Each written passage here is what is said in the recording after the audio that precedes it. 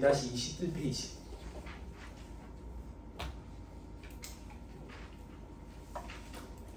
유사 이전 및 유사 배당이라고 되어 있죠. 그죠? 거주자가 일정 기간 후에 같은 종류로서 같은 양의 채권을 반환받는 조건으로 채권을 대여하고 채권에서 발생하는 이자에 상당하는 거예요. 그러니까 결국에는 이자 성격이다 그 얘기야. 이자 성격. 밑에 유사 배당. 유사 배당은 같은 약의 채권이 아니라 주식을 빌려주고 주식에서 발생하는 배당 받는 거. 이것도 실질적으로는 배당이다 그 얘기야. 배당. 됐죠? 자, 그 밑에 1.7에 이자 수두로 보지 않는 거. 여기서부터 살 헷갈리는데 잘 봐야 된다. 매입 애누리, 매입 할인, 외상 매출금 등 기일 연장으로 인한 이자 수령액, 장기로 판매 시 추가 수령액 이렇게 있죠. 그죠? 매입 애누리 할인 이거는 우리 매입액에서 차감하잖아요. 사업소득과 관련된 거다 그 얘기야. 사업소득과 관련된 거니까 이자 소득이랑은 관련이 없다. 좀 고려하면 안 된다. 외상 매출금 등 기일 연장으로 인한 이자 수령액 요것도 매출과 관련된 거니까 사업소득과 관련된 거다. 다만 얘가 소비대차 전환이 돼버리면 이자소득이다 그 얘기야. 장기할부 판매 시 추가 수령액 현재가치 평가해가지고 할인액 얘기하는 거야. 살각하면서 이자로 인식하는 거야. 자, 밑에 그림의 정리. 총 수익 금액은 매출액의 외상 매출금 미수금의 기일 연장 이자. 총 수익 금액에 산입한다. 법 규정이 있어. 총 수익 금액에 산입한다고. 그리고 장기할부 판매 시 추가 수령액도 총 수익 금액에 산입한다. 다만 밑에 별표시 1에 동그라미 2번 소비대차 전환이 돼버리면 그때부터는 이자 소득이고 은행이 아닌데 돈을 빌려주고 이자 받는 거니까 비영업 대금의 이익으로 처리되는 거야. 그렇죠? 자, 밑에 별표시 2번에 동그라미 2번 법 규정 한번 볼게. 장기할부 조건으로 판매함으로써 현금거래 또는 통상적인 대금 결제 방법에 의한 거래의 경우보다 추가로 지급받은 금액 요거는 사업소득금액이라고. 사업소득 총수익금액에 가산돼. 다만 당초 계약 내용에 의해서 매입가액이 확정된 후 그 대금의 지급 지연으로 소비 대차로 전환돼 버릴 때 그러면 그때부터는 이자 소득이다. 됐죠? 오케이, 됐습니다. 넘어가면 돼. 자, 위약금 배상금과 그 법정 이자 시험에 잘 나와요. 해마다 나온다. 자, 각종 위약금, 배상금, 법정 이자는 과세 제외야. 열거되어 있지 않다고. 사례를 들면 뭐 명예훼손 보상금이라든지 교통사고 배상금 이런 것들은 과세 제외야.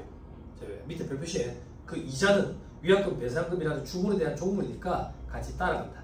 같이 과세 제외다. 다만 동그라미 1번 계약의 위약이나 해약으로 인한 위약금, 배상금, 법정이자 요거는 기타 소득으로 과세. 제가 책이 없어서 기타 소득 빨리 가보세요. 누나 빨리 가죠. 페이지 좀 불러주세요. 다른 사람들 페이지 116페이지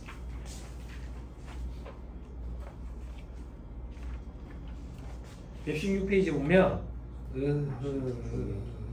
없는데 오른쪽에 오른쪽에 117페이지 맨 위에 동그라미 1번 위약금 배상금 돼 있죠. 그죠? 재산권에 관한 계약의 위약이나 해약으로 인한 것 기타 소득. 그 밑에는 그 외의 것은 과세 제외 돼 있죠.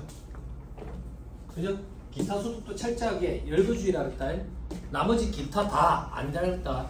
이자, 배당, 사업, 근로, 연금, 퇴직, 양도소득에 속하지 아니하는 소득으로서 기타 소득이 열거된 것들이 돼 있었다. 됐죠? 네. 사람이 빠졌나? 오전 그대로죠? 네, 그대로. 귀신을 봤나? 야, 아까 그 귀신 아예. 내가 시장한테 물어봤어. 얼음을 너무 많이 차면 지가 알아서 한 개씩 뱉어낸대. 아, 그런 거였어. 아, 귀신이 아니었어? 응? 괜찮대. 무서워하지 마. 그냥 밤에 늦게까지 짜서 해도 돼. 알았지? 귀신 없다. 귀신 없어. 아, 예전에 저는 고시 공부할 때 심적으로 많이 힘드니까 술 퍼먹고 막 그런 소리 한 적 있어. 허공에대고 안 잡아보면 뭐 하냐고. 공부 그만하고 싶은데 술 주정 그렇게 부리고 했던 것 같아. 그런 기억이 나. 근데 이게 끝나고 보면 진짜 아무것도 아니야. 물론 니는 학교에 있으니까 그렇겠지. 뭐, 그럴 수도 있겠지. 근데 시간이 지나서 생각해보면 진짜 아무것도 아닌데 그때는 왜 그렇게 막 목숨 걸듯이 했는지 모르겠어. 목숨 걸만한 일도 아닌데. 자, 밑에 비과세되는 이자소득은 비과세되는 배당소득이랑 같이 정리할 거예요.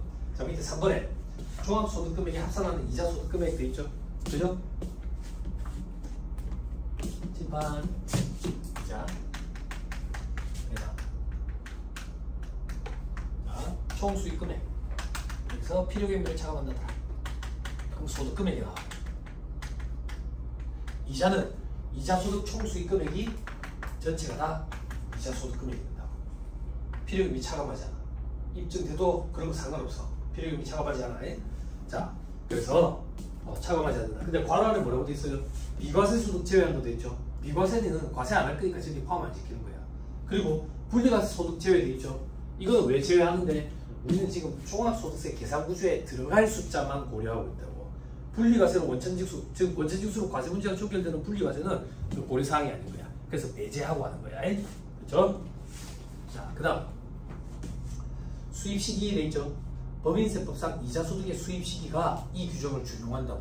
그래서 우리 법인세법상 이자소득의 기속시기 할 때 소득세법을 가서 배워야 된다 했지. 이제 하는 거야. 그때는 대략적으로 현금주의라고 하고 넘어가자 이라고 말했잖아. 공공가수를 상대로 하니까 발생주의를 관리하기 힘들다고. 그죠? 자, 보자. 그래서 현금주의가 제일 대표적이다. 그런데 세법에는 현금주의라고 안 돼 있다, 소연아. 세법에는 지급을 받는 날 이렇게 돼 있다고. 응? 그냥 말문제 보기를 구성하면 현금주의라고 찾으면 안 되는 거야. 지급을 받는 날이니까. 자, 무기명 채권이자. 기명 채권의 이자는 약정에 의한 지급이자.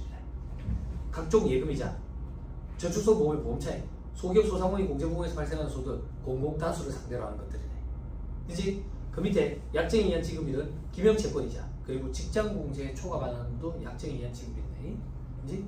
요거는 좀 까다롭네요. 암기할 필요 없다고. 왜? 직장공제 초과 받은 거면 무조건 분리가서 그거 하나만 딱 기억하면 돼. 저 계산구조 안 집어넣을 거야. 무조건 배제시켜버린다고, 문제에서. 자, 그 밑에 약정에 의한 지급일과 실제 지급일 중 빠른 날 되겠죠. 계산문제 풀 때는 둘 중 빠른 날 이렇게 기억하면 돼. 아까 했다. 비영업대금의 이익. 됐지? 그리고 두 번째는 뭔데? 금전 사용에 따른 대가의 성격이 있는 거. 유사이자 있었지.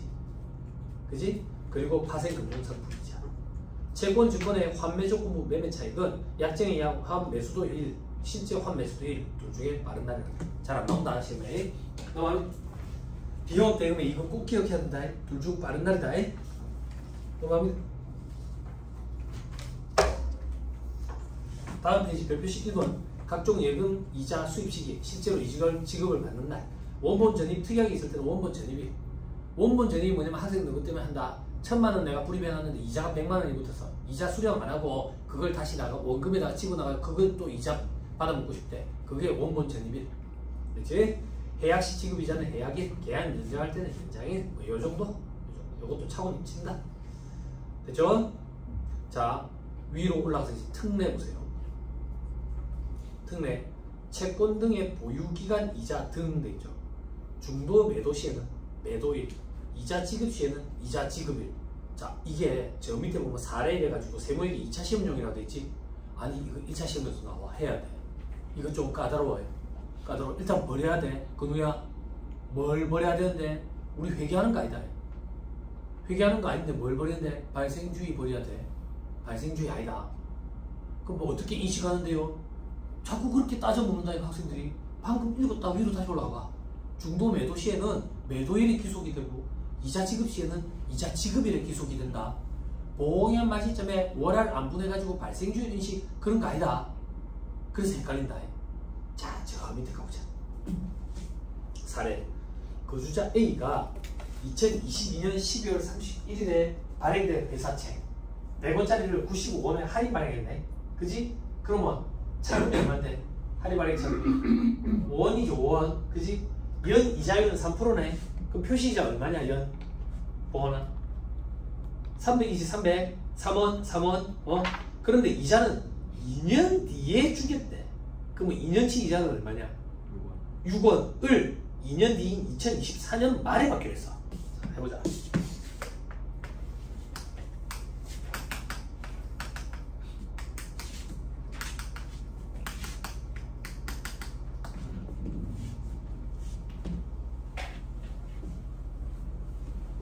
다시 A가 2022년 말에 발행된 회사채를 구입했다고. 투자자 입장이야.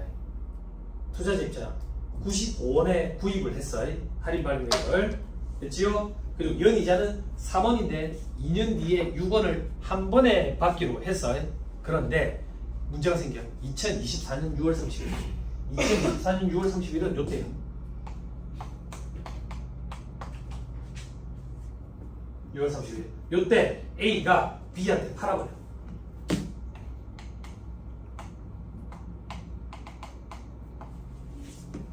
팔아버린다고. 그때 A의 2024년도 이자 소득을 계산하래.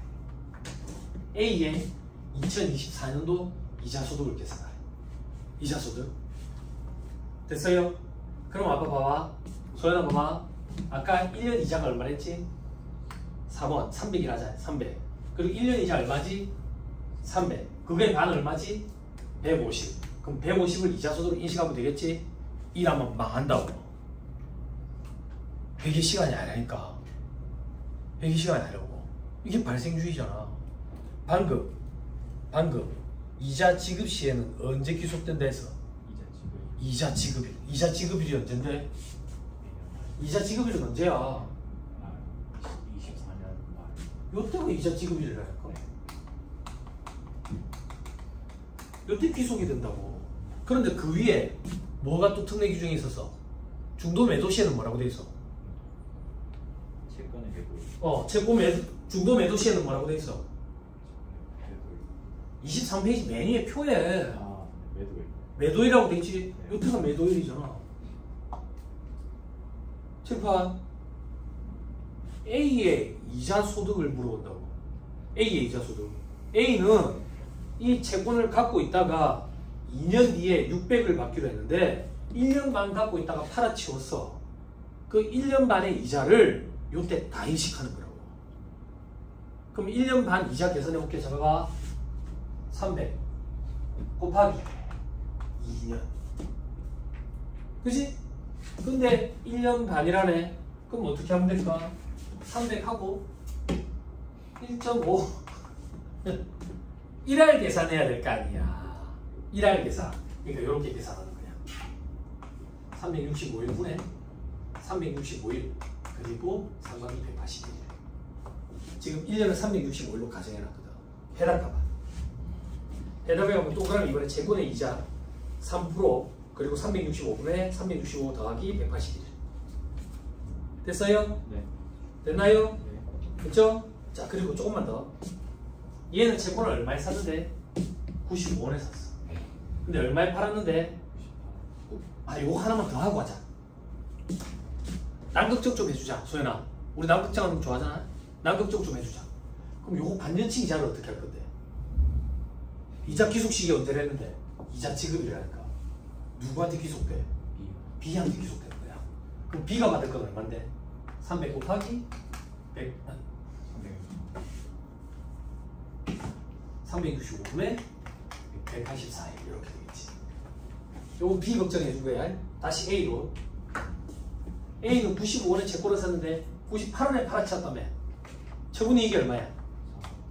과세처해야지. 열거되어 있지 않다고. 채권은 환매 조건부 매매 차익인 경우에만 이자 소득으로 과세된다고. 나머지 채권의 매매 차익은 과세제외. 우리 주식 매매 차익도 과세제외. 열거되어 있지 않기 때문에. 채권의 매매 차익도 과세제외. 열거되어 있지 않기 때문에. 됐죠? 자, 그 다음 마지막 하나. 채권의 할인액. 이거 해야 돼. 할인액. 할인액이 뭔데? 할인 차금. 그지? 채권의 투자자 입장에서는 순액으로 처음에 네팅한 금액으로 취득을 해가지고 매년 말마다 유효이자법에 의한 상각에 의해서 이자 수익으로 인식해 가잖아. 그지? 그럼 500만 원을 이자 수익으로 인식해야 된다고. 500만 원. 그죠? 500만 원. 어떻게 이자 수익으로 인식할 건데? 보니까 총 지금 2년 갖고 있었지. 2년. 그분에 1년 반, 2년 중에 1년 반 갖고 있었지. 그래서 동그라미 3번. 2년 중에 1년 반을 갖고 있었는데 1할 계산해야 되니까 1할 계산해야 되니까 365 더하기 365분에 365 더하기 181 이렇게. 요거의 귀속 시기는 언젠데? 중도 매도시. 요것도 이자랑 똑같으니까. 됐나요? 네. 이 문제가 왜 2차 시험용이라고 되어 있는데 할인액이기 때문이에요. 할인액이 까다로워. 할인액이 빠지면 1차 시험용이다. 이렇게 생각하면 돼. 됐죠? 네. 소연아 잘 기억해라. 발생주의에서 반전치만 인식 이런 거 아니다. 그지? 응? 이자 수익, 이자 소득의 기속 시기는 소득세법상 이자 소득의 기속 시기는 약정에 의한 지급, 이자 지급이. 그 전에 중도금 매도하는 경우는 중도금 매도예요. 1년 거 가지고 보호기한 말에 발생주의에 따라 미수이자 계상 이런 거 없다. 됐죠? 오케이, 됐습니다. 지금 다 됐다고 해놓고 또 회계 공부를 하다가 여기로 돌아오면 또 짜증난다. 응? 내를 만나가지고 얘기할 때는 그래 당연하죠 이래놓고 좀 이따 정태화 회사 만나고 나면 세법 그 쓰레기는 정태화 회사 한번 줄게. 다음 주에 넘어갑니다. 자, 그게 다음 페이지에 있는 그림이에요. 그렇죠? 여러분들 한번 보시고요. 자, 이제 배당소득. 법인세법상 배당소득 귀속 시기도 이 규정을 준용한다. 자, 밑에 동그라미 1번. 일반 배당. 내국보유 외국보유로부터 받는 배당금. 수입 시기는 인저금 처분 결의일이 속하는 사무인데 귀속이 돼. 근데 무기명이다. 무기명이니까 받은 날 현금주의네. 왼쪽에 법인으로 보는 단체로부터 받는 배당금, 분배금 이런 것들도 인저금 처분 결의. 동그라미 2번. 내국법인으로 보는 신탁재산으로부터 받는 배당. 법인과세 신탁재산 있죠. 인저금 처분 결의. 동그라미 3번. 인정배당. 인정배당 법인세 때 공부했죠. 그죠? 그리고 요거는 그러니까 결산 확정일이 속하는 사업들의 기속. 인정상여만 주의하랬지. 그거야. 그건 언제 기속되냐? 자, 언제 기속돼요? 근로제공일이 속하는 사업들이 기속되지. 그죠? 자, 그다음 동그라미 4번. 의제배당. 법인세 국가가 동의를 이렇게 돼 있죠? 그죠? 봐봐. 자, 여기 도와드릴게. 자, 의제배당 힘들었죠? 법인세법에서. 소득세법에도 의제배당이 있어. 같은가요? 차이가 있어. 차이가 있다고. 그런데 1차 시험 등장할 때 소득세법과 법인세법의 의제배당 차이는 잘 안 물어봐. 그러면 어떻게 하면 되는데 1차 시험 목적으로는 소득세법상 의제배당 규정은 법인세법이랑 동일하다라고 생각하고 들어가면 돼. 그런데 계산 문제는 법인세법에서 물어봐. 스트레스 받을 필요 없어요. 자, 다음 페이지. 동그라미 5번. 국내외 법령으로 정한 집합투자기로부터 이익은 조금 이따 볼 거야. 일단 지급을 받은 날 귀속되네. 펀드라고 생각하면 돼. 펀드. 그럼 공공나수를 상대로 하니까 현금주의를 할 수밖에 없겠지. 그지? 그리고 동그라미 6번. 파생 상품과 결합된 거.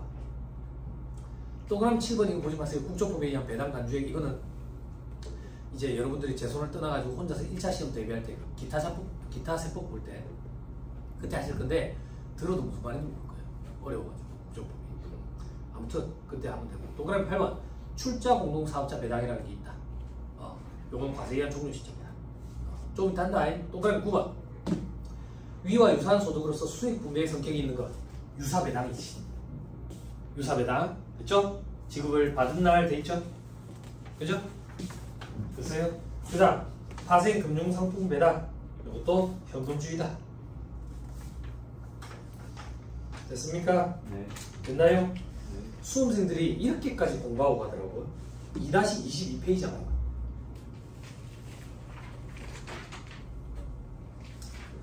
2-22페이지의 표에 보면 유사이자는 둘 중 빠른 날이었거든. 유사배당은 현금주의고.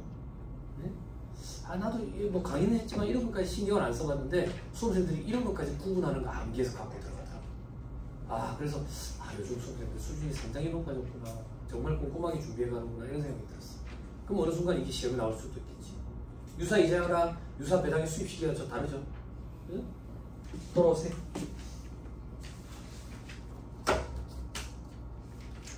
그 다음 파생금융상품 배당은 이것도 현금주의다. 됐나요? 자, 밑에 별표시 1번. 상법에 따라 자본준비금을 감액해서 받는 배당. 법인세법에서 했던 거 기억나요? 그죠? 네. 자본준비금과 이익잉여금주, 법정적립금, 합계액이 자본금의 일정 5배를 초과하는 경우에 초과하는 범위 내에서 감액 가능하고 감액한 걸 재원으로 배당의 재원으로 쓴다 했지. 쓸 수 있댔지. 그지? 요런 규정. 자본준비금을 감액해서 받는 배당, 그거는 배당소득에 포함하지 않는데.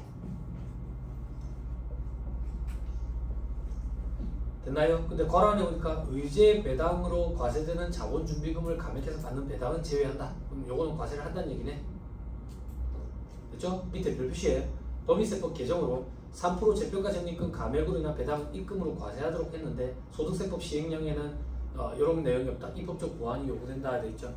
그죠? 그러니까 이 법 개정도 사람이 하는 일이라 이렇게 빠뜨리는 경우가 있다고. 빠뜨리는 경우. 그러면 이제 외부의 전문가들한테 자문을 많이 구해. 자문을 많이 구해가지고 어떻게 하는 게 맞을까요? 이런 자문을 구한다고. 입법적 보완이 요구된다라는 이런 견해들을 많이 줬을 거야. 이 책의 저자 강영태 회장님도 아마 그런 제안을 많이 하시는 걸로 좀 알고 있어. 그러면 이제 내년에 이제 법이 개정되는 거 보면 보완이 돼 있을 거예요. 아니면 좀 늦춰지는 경우도 있고. 그럼 보완을 해주면 법인세법이랑 똑같아질 거예요. 자, 그 다음 별표시 2번. 별표시 2번. 여러분들이 찾아보세요. 위에 별표시 1번에 페이지까지도 다 엮어줬죠. 그죠? 제가 뭐 해드릴 게 없어. 제가 해드리는 게 이 페이지 엮어주는 건데 이 책의 저자가 페이지까지 엮어놨어요. 자, 밑에 별표시 2번. 소득세법상 소득 처분에 따른 수입시기 인정 이런 거는 결산 확정이에요. 인정상에만 근로제공에 속하는 사업인데 오른쪽에 원천시기 특례 이거는 보지 말자 했다고 어려우니까 실무 강의 때는 한다. 중요하다 실무 강의. 자, 밑에 별표시 3번에 유형 1, 유형 2 이렇게 돼 있는데 이런 거 볼 필요 없어요. 법인세법이랑 똑같으니까. 밑에 별표시 4번. 자, 별표시 4번. 아까 이제 파생 상품이랑 결합된 거. 다음 중 어느 하나의 이익을 말한다 돼 있죠. 그죠? 동그라미 1, 2, 3 돼 있는데 파란 글씨 위주로만 좀 보세요. 다 보기도 힘들고.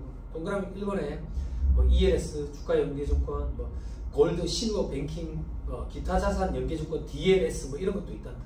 그 ELW 뭐 이거는 또 양도소득으로 과세한다네. 뭔지도 모르겠어. 자, 동그라미 2번에 상법에 따른 파생결합 사채로부터 발생한 이익 이런 것도 배당소득으로 과세한대. 그거 말고는 보지 마세요. 또 넘어갑니다.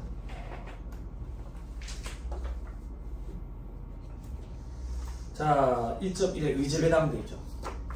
그죠? 의제배당 복수점은 됐어요?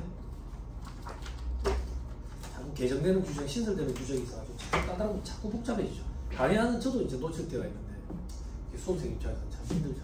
그죠? 그래도 여러분들은 의제배당을 기존에 공부해본 적이 없으니까 하얀 도화지에 그냥 그린다고 생각하고 처음부터 그렇게 좀 하면 좋겠어요. 기존에 공부를 좀 하셨던 분들이 달라지는 부분을 캐치하기가 좀 쉽지가 않고 자꾸 개정이 되니까 어쩌겠어요. 놓치지 않게 계속 꼼꼼하게 계속 보는 거거든. 계속 보는 거야. 계속.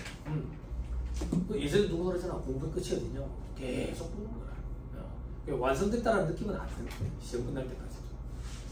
자, 법인세법상 의제배당의 유형 1, 유형 2 기억나요? 잉여금 자본전입에 따라 받는 무상주. 잉여금의 재원이 입금이면 과세하고 의제배당. 입금이 아니면 과세 안 하고. 근데 입금 불산입 항목인데도 불구하고 과세하는 경우가 있었지. 자기주식 소각이. 소각이로부터 2년 내 자본적이 있냐. 소각 당시 시가가 취득가액을 초과했느냐. 그지? 혹은 자기 주식이 있는 경우에 무상증자 해가지고 배정이 안 된 거. 재배정을 하거나 아니면 신권시켜가지고 실질적으로 지분 비율이 증가한 거. 부가 증가한 걸로 보면 의제배당으로 과세했었지. 그지? 자, 그리고 유형 2번. 감사, 퇴사, 탈퇴, 해상, 합병, 분할로 인한 대가에서 주식의 취득가액 빼고. 시험에 뭐가 나온댔지? 감자가 제일 많이 나오고 그 다음 합병이 나오겠지. 합병이 나오는 이유는 합병 대가로 80% 이상, 80% 이상 할 때 그 주식은 시가로 평가해야 되는 거. 그지? 그리고 합병 교부금을 일정 부분 받은 경우에는 적격 합병인 경우에는 합병 교부금은 바로 과세. 그지? 그게 아니면 적격인 경우에는 뒤로 미뤄줬었지. 그지? 감자가 시험에 나오는 이유는 단기 소각 주식 특례 규정 때문이지. 단기 소각 주식이 뭐지? 야, 생각이라는 걸 좀 해라. 감자전 2년 내에 취득한 무상주주 의제배당으로 과세되지 않은 거. 요걸 먼저 소각한 걸로 보지. 소각한 걸로 보고 취득가액은 영원으로 처리해버려. 무겁게 과세하지. 그지? 자, 밑에 괄호 2번에 소득세법상 의제배당 돼 있죠. 그죠? 유형 1 법인세법과 동일돼 있죠. 자, 시긴 들어서요. 유형 2 법인세법과 동일. 요게 마음이 편해요. 에이? 마음이 편해. 눈으로 봐봐. 어떤 차이가 있는데? 어떤 차이가? 밑에 보니까 법인세법은 세법상 취득가액 빼는데 소득세법도 똑같이 세법상 취득가액인데 소액주주이고 취득가액이 불분명하면 액면가액을 취득가액으로 할 수 있는 그런 규정이 있네. 그리고 주발주 자본 전입으로 인한 무상주는 단기 소각 주식에서 또 제외한다네. 그런데 1차 시험에서 이걸 안 물어본다고. 이걸 안 물어보면 법인세법과 동일한 거나 마찬가지니까 그냥 그 정도만 하고 가자. 차이점 보지 말고. 심신 안정에 해롭다고. 갖고 가지 못하는데. 아니 제가 이렇게 얘기하면 스트레스 받을 거 아니에요. 어떤 거 여러분 이게 나올지도 모르니까 좀 준비를 하셔야 되겠는데 스트레스 받을 거예요. 안 나올 거예요. 넘어가세요. 자, 그 다음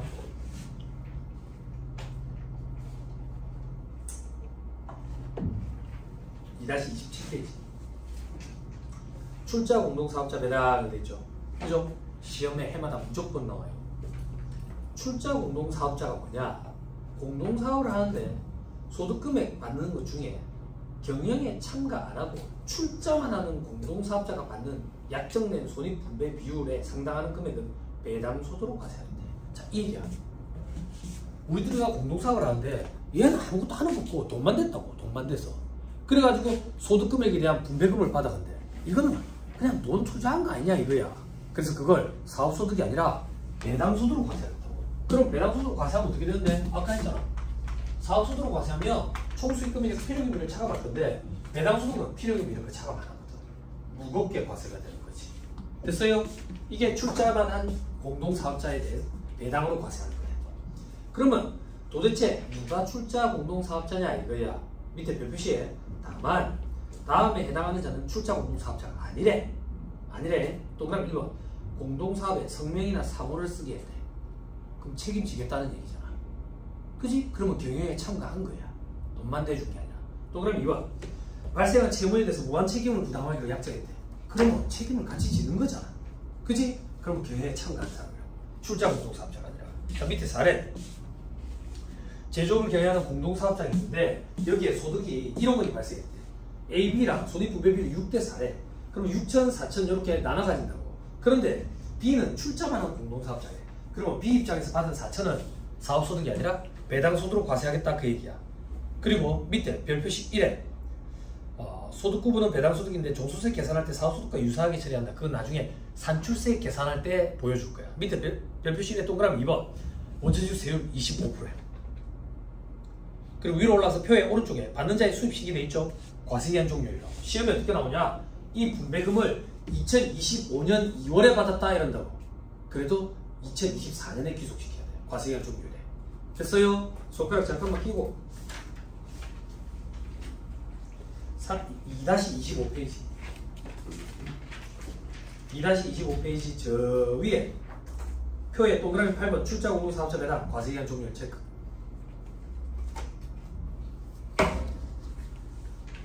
됐어요. 예. 됐죠?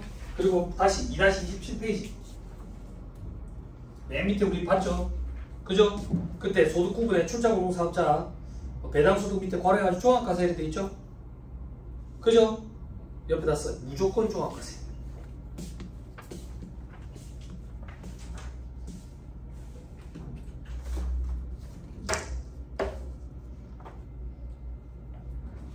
됐나요? 네.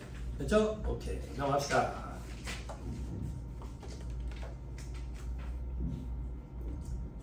계산 문제 도구도 나오고 말문제 포기도 구성해. 출자 공동사업자가 나오고. 자, 2-28페이지. 별표시 2랑 별표시 3 볼 필요 없어요. 문제 풀어보면 이해가 돼요. 자, 밑에 1.3 법령으로 정한 집합투자기구로부터의 이익 돼 있죠? 아까 집합투자기구로부터의 이익 그거 보는 거야. 펀드라고 얘기했잖아. 자, 집합투자기구의 의익이 됐지. 그지? 그런 거 볼 필요 없고 이렇게 생각하면 돼. 집합투자기구가 뭔데? 내가 직접 주식 혹은 채권에 투자하고 싶은데 그럴 종잣돈도 없고 그 정도 돈도 많지도 않고 그리고 바빠. 내가 전문가도 아니고 그러면 펀드 이런 데다가 가입을 해가지고 그 펀드 기금 조성된 거 그걸 이제 그 전문가들이 투자 전문가들이 투자를 해가지고 이익이 난 걸 분배를 해주겠지. 그치? 그 집합투자기로부터 분배받은 그 이익을 어떤 소득으로 과세할 거냐 이거야. 소득세법은 처음부터 끝까지 소득의 구분이 제일 중요하다 했다고. 자, 그거는 어디를 보냐? 2-29페이지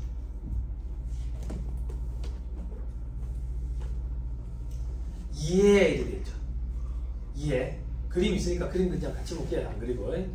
자, 중간에 보면 투자자 이렇게 있죠. 자, 우리가 이제 투자자야. 투자자 입장에서 우리가 그림을 바라볼 때 오른쪽으로 가면 직접 투자하는 거예요. 우리가. 왼쪽으로 가는 게 펀드를 통해서 간접 투자하는 거야. 펀드를 통해서 간접 투자하는데 제일 왼쪽에 보니까 주식형, 채권형, 혼합형 돼 있지. 이 펀드 기금 조성된 걸 가지고 주식에 투자하면 주식형, 채권에 투자하면 채권형. 주식에도 투자하고 채권에도 투자하면 뭐 몇 대 몇 비율로 투자하고 그러면 이제 혼합형인 거야. 혼합형. 됐죠? 자, 비교하면서 보자. 투자자로 다시 돌아가. 투자자 입장에서 오른쪽으로 간다. 주식이나 채권에 직접 투자해가지고 차익이 생겼어. 과세 제외로. 열거되어 있지 않지. 그죠? 그거랑 동일하게 과세 형평성을 맞추기 위해서 간접 투자해도 과세 제외야. 즉 간접 투자를 했는데 그 투자 물건이 상장 주식이야. 거기서 매매 차익이 생겨가지고 분배를 받았대. 직접 투자한 거랑 형평성을 맞추기 위해서 과세 제외해. 됐죠? 자, 이제 투자자가 직접 투자를 해가지고 배당을 받았대. 그럼 배당소득으로 과세될 거 아니야? 그지? 그래서 간접 투자한 경우에도 배당소득으로 과세를 해. 주식 배당금 받은 거. 안 어렵죠? 그죠? 자, 그 다음 채권의 매매 차익과 매매 차손이 생겼어. 직접 투자를 하면 과세 제외라고. 아까는 환매 조건부 매매 차익만 과세 안 했지. 일반적인 채권의 매매 차익은 과세를 안 해. 그런데 간접 투자를 해가지고 분배를 받잖아요. 과세를 해. 과세를 한다는 얘기는 이익은 플러스고 손실은 마이너스고. 손실도 인정을 해줘야 과세를 하는 거지. 됐죠? 됐어요? 오케이. 자, 마지막. 내가 직접 채권에 투자를 해가지고 이익이 생겼어. 이자가 생겼어요. 그럼 이자 소득으로 과세를 해. 근데 내가 간접 투자를 했는데 채권에 이자가 발생해가지고 분배를 받은 게 있어. 과세를 하는데 배당 소득으로 과세해. 소득의 구분이 달라지지. 됐죠? 됐나요? 됐죠? 됐습니다. 자, 앞으로 다시 돌아오세요. 2-28페이지. 괄호 2번. 집합투자기의 이익 중 국내외에서 받는 법령으로 정한 집합투자기로부터의 이익의 과세 방법이 되죠. 그죠? 방금 살펴본 게 그거야. 밑에. 그걸 보자. 소득구분. 배당소득으로 과세한다. 자, 배당소득의 계산 방법은 제가 지금 이거 복사를 해서 그런데 여기 파란 글씨 돼 있어. 집합투자기구로부터의 이익은 각종 보수나 수수료 등을 뺀 금액으로 한다. 당연하다고. 당연해. 잠깐 봐봐. 집합투자기구로부터의 이익이야. 내가 거기 투자를 해가지고 분배금을 받아. 분배금 얼마 받는데? 분배금 100만원 받아. 근데 거기서 수수료가 10만원이래. 그럼 100만원을 총수익 금액에 넣고 수수료를 필요경비에 넣느냐? 필요경비 인정이 돼야 안 돼? 안 되잖아. 그러니까 어쩔 수 없이 여기 90만원을 넣어야 돼. 그래서 보수나 수수료를 뺀 이후의 금액을 넣어야 돼. 됐죠? 이렇게 생각하면 당연한 소리라고. 됐죠? 네. 혜련아, 그분 오신 거 아니지? 그치? 열심히 하자. 농활 하러 가야지. 그치? 왜? 아니, 오늘 혜련이 복장이 농활 복장이야. 너 왜 혼자? 너는 무슨 복장이냐? 아니, 요즘에도 농활 그런 게 있어? 학교에서 그 농촌 봉사활동 이런 거 가? 아, 안 가? 안 가? 너 가본 적 없어? 네. 마음에 드는 남자애가 농활 안 갔구나. 보통 농활 갈 때는 마음에 드는 여자애가 가면 이제 같이 가는 거야. 같이 가는 거야. 뭐 언제부터 내가 봉사를 그래 했다고. 그래. 왜 그렇게 했냐? 공감하나 보다. 아, 손가락 미안하다. 이렇게. 자, 아니 이제 복장이 점점 간단해지겠구나. 나중에 이제 객관식판 가봐. 객관식판 가보고 수업 때 딱 들어오잖아. 수업 때 들어오면 군대 갔다 온 냄새가. 아, 지금 머리 감고 이런 시간이 어딨어. 공부해야 된대. 그러면 이제 너 사물함 안 쓴댔지? 쓰게 된다고. 뭐 한다고 이 스레빠를 집에서부터 신고 오자. 발 아프게. 여기 열면 이 애들 스레빠 다 있다고. 스레빠 다 있고 둥글레차 그리고 믹스 커피. 이제 담배 찍은 커피도 넣어야 될 거 아니냐? 그지? 자, 다시 돌아가서. 자, 이거 시험에 나와요. 수수료 빼는 거에. 말 문제 보기로 구성해요. 자, 그 밑에 과세 대상에서 제외한 것. 다음 주식 등의 거래 평가로 인한 손익은 과세 대상 아니면 되죠. 그죠? 평가에다 체크하세요. 수험생들이 거래만 꽂혀가지고 평가로 인한 손익도 과세 제외야. 자, 동그라미 1번 상장 주식. 상장 주식. 동그라미 2번 벤처기업 주식. 됐죠? 평가로 인한 손익도 과세 제외야. 됐죠? 넘어갑니다.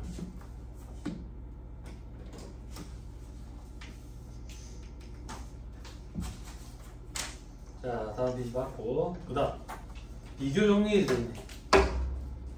비교 정리. 자, 이건 좀 봐야 돼. 신탁에 이익에 대한 과세 방법이 되어있죠. 그죠? 공익신탁의 이익은 비과세야. 법인세법이랑 똑같아. 법인세법에서도 공익신탁의 이익 비과세였지. 그지? 네, 소득세법도 공익신탁의 이익은 비과세. 그리고 동그라미 이번에 투자신탁의 이익은 배당소득으로 과세가 된다고. 배당소득. 동그라미 3번 내국법인으로 보는 신탁재산. 법인과세 신탁재산으로부터 받은 배당소득이 배당받은 거니까. 됐지? 그지? 동그라미 5번 봐봐. 위외의 일반 신탁의 이익 되지. 그지? 자산을 맡겨놔놓고 분배금 받는 거. 그거는 과세를 할 때 어떻게 과세하냐면 재산권에서 발생된 소득의 내용별로 소득 구분하겠대.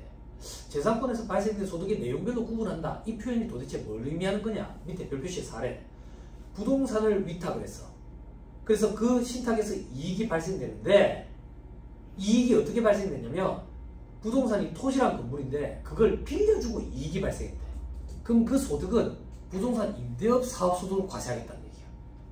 이걸 팔아가지고 이익이 생겨서 분배받은 건 양도소득으로 과세하겠대. 그걸 세법에서 재산권에서 발생된 소득의 내용별로 구분한다 이렇게 표현한대. 됐어요? 네. 됐죠? 하나만 더. 위로 올라가서 동그라미 4번. 확정급여형 퇴직연금제도의 보험 차익, 신탁계약 이익 또는 분배금. 요거는 뭘로 과세하는데? 확정급여형 퇴직연금제도? 종업원 퇴직금이네. 종업원 인건비네. 종업원 인건비 사업소득과 관련이 있는 거네. 그지? 그죠? 그래서 사업소득 총수익금액에 산입한다. 됐죠? 방금 읽어주고 다 시험에 나왔던 거야.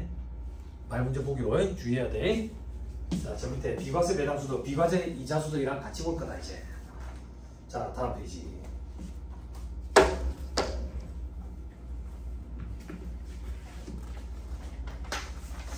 우리 시간이 조금 이르지만 신선한 커피 한 잔씩 드시고 오세요. 지금부터 하는 게 금융소득에서 제일 중요하고 좀 까다로워. 식사하시고 나니까 지금 좀 졸립죠? 그죠? 요즘에 건강 한번 망치고 나니까 회복되는 게 힘들어가지고 글들을 많이 보는데 책도 좀 보고 그러는데 장수하는 데 있잖아. 장수하는 사람들. 장수하는 마을 이런 데에 인터뷰를 해보고 조사를 해봤더니 장수하는 비결 중에 공통된 비결이 소식이래. 소식. 소식이 왜 장수하는 비결인데 우리가 복부 팽만감이 들 정도로 많이 먹잖아. 많이 먹으면 내장 장기가 피로감을 느낀대. 피로감을 느낀대. 그래서 우리가 배부르다 이런 느낌이 들기 전에 뭘 좀 먹어서 허기를 채웠다 라는 느낌이 들 때 멈추래. 그러면 몸의 피로도가 덜하대. 지금 졸린 거라. 그리고 밥을 먹고 나서 자잖아. 이게 엄청나게 몸에 해롭대. 엄청나게 해롭대. 그래서 내가 자꾸 깨워주는 거야. 여러분 몸에 해로울까 봐. 이게 되게 중요한 거거든. 이거 무조건 시험에 나오는데 안타깝게도 법인세법의 손익귀속식이랑 자산부채평가 파트처럼 이 계산 문제를 못 맞추면 다른 데서 맞추기는 더 힘들어. 그러니까 잠깐 쉴 테니까 정신 똑바로 차리고 오세요. 잠깐 쉬었다 하시죠.